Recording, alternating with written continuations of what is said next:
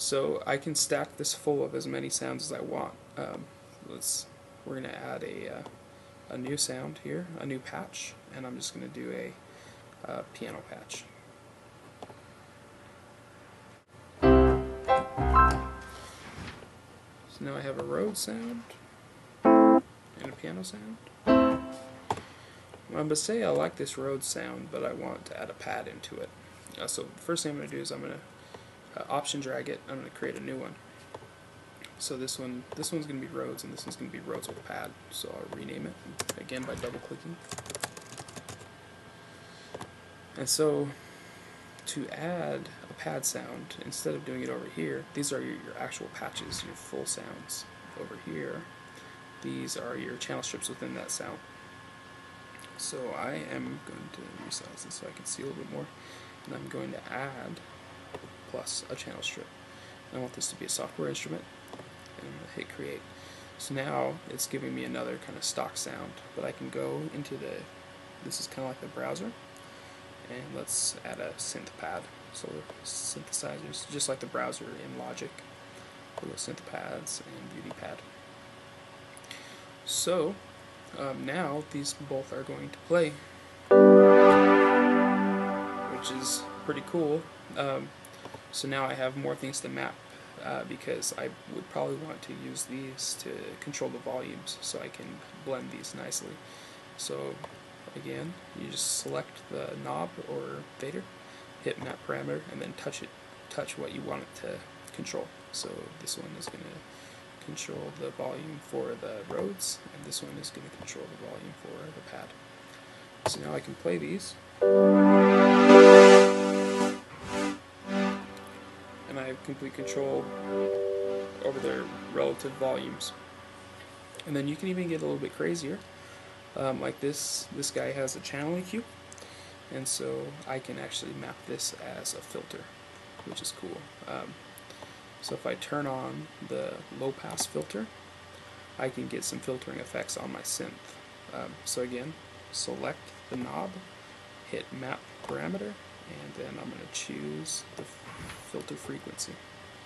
And that is it. Now, when I play this,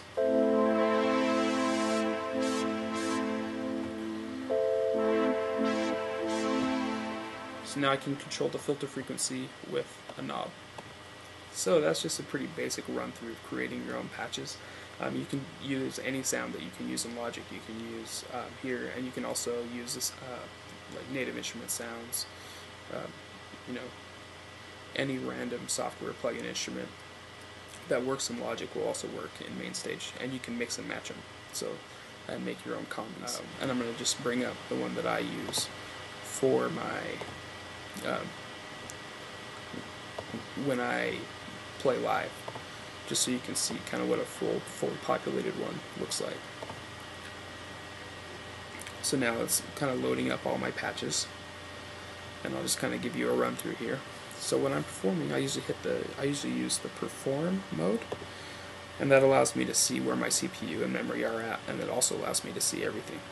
So Mainstage allows you to organize by song, and you can just move these around. So if I'm going to play the Ocean Nature Words after Palpitate, I just move it there, and it moves there in my set list. So then you can just kind of step down. You can repeat sounds, and you can name them different things. Like I have a piano sound in Palpitate, and it's also the second verse of Hum. So, and they're just tweaked a little bit different. So you can repeat sounds as much as you want. And then the last thing I'm going to show you is, a lot of people wouldn't think to do this, but you can load in an EXS24 with all the samples you want to play. So for backing tracks, so to start the show, the last show we played, I played with a sample, and so I can just start the sample. All media are extensions of some human faculty, mental or physical. So that's a Marshall McLuhan sample, but I can go straight from that sample into a pad.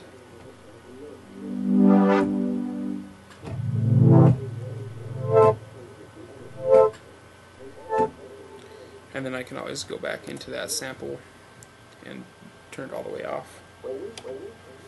So, uh, so I'll just kind of run through the sounds. I have a lead sound that I start the show with. I have that sample. I have a pad with a filter. I have a bass.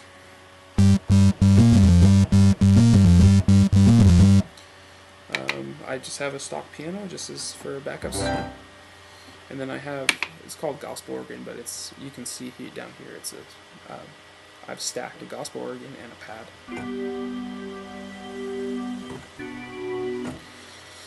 And then just on through I have lots of sounds. I have a Rhodes. So you can kind of get some pretty crazy sounds, and then you can